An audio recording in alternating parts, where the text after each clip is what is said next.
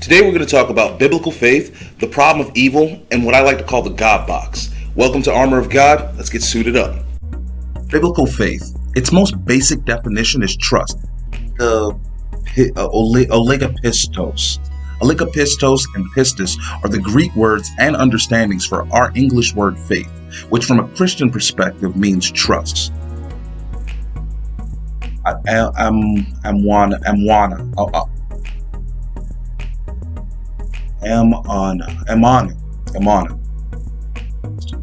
The Hebrew word amana is closer to support, and their word omen is closer to our English word for faithfulness. Greek and Hebrew, just like many if not all languages, are contextual, which is why these words can mean more than one thing. The modern understanding of the word faith is closer to just believing in something a whole lot with zero evidence, which is not the biblical or Christian perspective.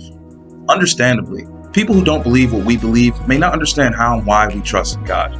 The main problem is we're speaking the same language, just with different meanings. It's like if you heard someone say, he ran all the way home, but depending if they're having a conversation about baseball, changes the meaning. So it's important to lay this out before having a conversation with an unbeliever, because if we're saying the same thing, but we have different meanings, then we're not saying the same thing. The problem of evil as an argument at its most basic level is two separate arguments: the moral problem of evil and the natural problem of evil. The moral problem of evil has a very simple answer for us Christians. The answer being free will and the love of God. God gave us free will because he loves us. Because real love isn't forcing somebody to do something or creating something to be a certain way. Rather, it's allowing them to choose not to love you, not to be with you. If you manipulate somebody into loving you, then you don't love them and they don't love you. Not really. But if you put yourself out there and let them choose, that's real love.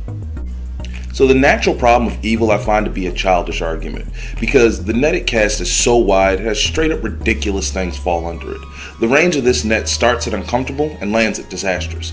It literally makes things that you would just acknowledge as undesirable now evil, quite literally saying anything that gives you any level of pain or hurt is now considered to be evil.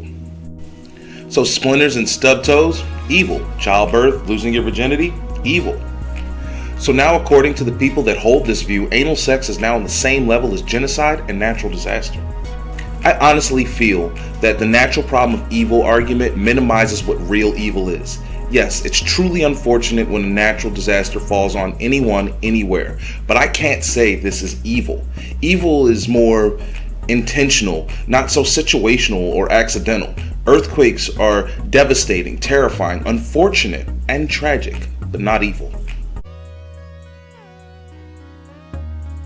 I have a theory called the GODbox, and yes, I got the name from David Banner. So the theory goes like this. Based off the Christian Bible, God is omnipotent, omnipresent, and a spirit, making God outside of space, time, and matter, and all-powerful. So all the rules that apply to us don't apply to God because we're in the box and he isn't.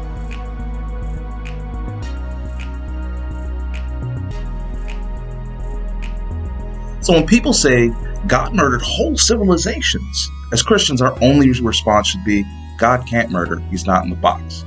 Only people in the box can murder. To push this idea a little further, let's use GTA as an example. So in GTA, when you steal a car, it'd be weird if the police of whatever city or town you live in knocked on your door to arrest you for Grand Theft Auto. You're not held to the same standard as the avatar on your screen because the avatar is in the box and you're outside of the box. Just like God is outside of the box, he can't be held to the same standard that you are.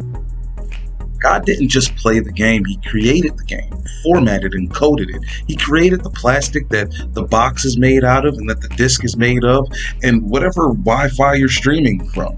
Well, in this scenario. The main idea is God is outside of the box, we're inside.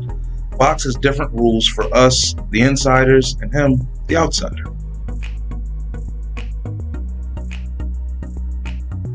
As always, all praise and faith to his amazing grace. Brothers and sisters, pray for me as I pray for you, and continue to wear the armor of God.